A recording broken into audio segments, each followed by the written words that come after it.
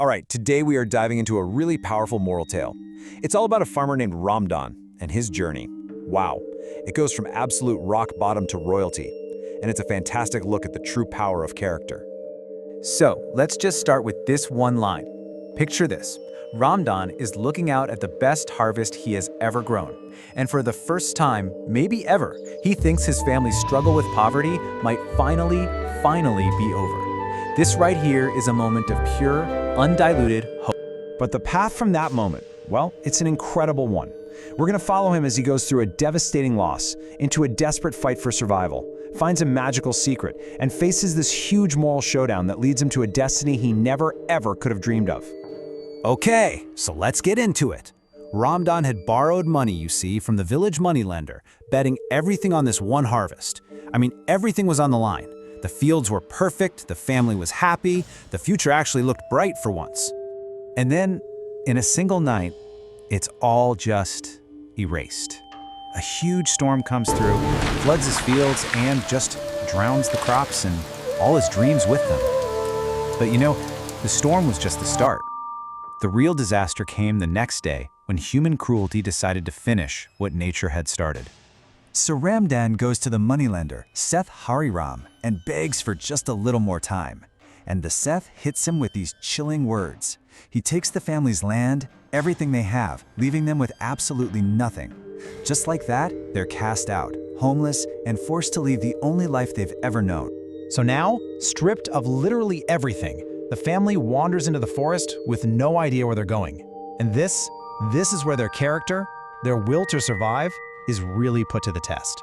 They managed to find some kindness, taking refuge in the small hut of a hermit, a sadhu, and a new, grueling routine begins.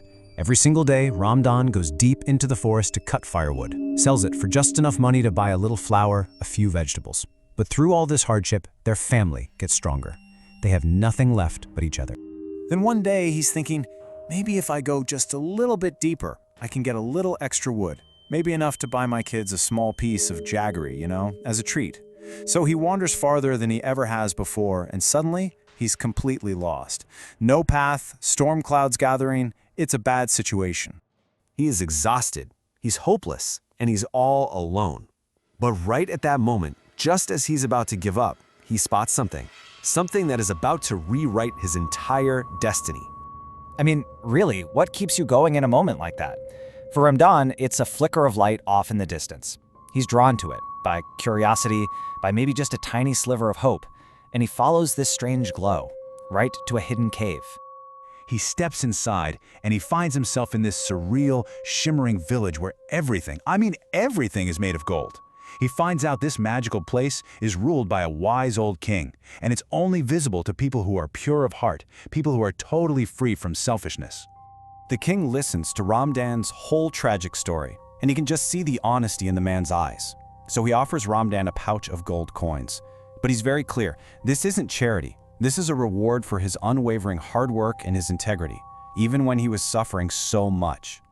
So Ramdan returns to the real world, and boom, his fortune is instantly changed. But this newfound wealth doesn't just solve his problems. Oh no. It brings him face to face with the very same greed that ruined him in the first place. And what's the very first thing Ramdan does? He goes straight to Seth Hariram and pays back every single coin he owed. But the second the Seth sees that gold, his eyes just light up with suspicion and greed. He just can't wrap his head around how a poor farmer could get rich honestly, and he demands to know the secret. And this right here, this gets to the absolute heart of the story. This isn't just two guys arguing. It's a fundamental battle of character. You've got Ramdan, who's driven by duty and love for his family, and then you have the Seth, who's driven by pure, selfish greed. It's as simple as that. So Ramdan goes back to the forest to thank the king. But guess what? He's not alone. The Seth is so consumed by obsession that he secretly follows him, hiding in the shadows, absolutely determined to find the source of that gold for himself. But when the Seth tries to go into the cave, a bright light just stops him in his tracks, and the king's voice booms out, declaring that the village is no place for someone so full of greed. This is the story's core message right in your face. Your character is the key. For Ramdan, it opens the door. For the Seth, it slams it shut. Forever. And justice is served fast. The king's guards grab the greedy moneylender, and he's dragged off into the darkness, never to be seen again. It's almost poetic, isn't it? The very secret that was a reward for Ramdan's virtue becomes the trap that punishes the Set's vice. With the threat of Seth Haram finally gone, Ramdan is free. But he doesn't just go back to his old life. He uses this incredible opportunity to build something totally new, not just for himself, but for everyone around him. First thing he does, he reclaims his family's land. Then, instead of just farming, he starts a small wood and coal business, and it gets known for its fair prices and good quality. Through all this continued hard work and honesty, he earns the deep, genuine respect of his entire village. Then, one day, Ramdan gets summoned back to that golden village. The magical king, who's now old and doesn't have an heir, tells him that he's been watching him this whole time. He saw Ramdan's integrity, his resilience, his compassion, and he's chosen him to be the next king. Ramdan is stunned, of course, but also humbled. He accepts this massive responsibility, but he makes a promise right then and there. He's not going to rule over the people. He's going to serve them, just like he served his own family when they had nothing at all. And he makes sure to pass that core lesson down. Years later, as a king himself, he teaches his own son this fundamental truth. Their power doesn't come from a crown. It comes from their duty to others. It's an incredible legacy, one that wasn't forged in a palace, but in a flooded field and a dark forest. And so, Ramdan's story leaves us all with this final question.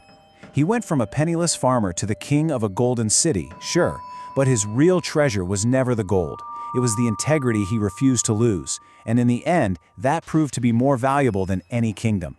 It really makes you stop and think, doesn't it? What is the true measure of our own wealth?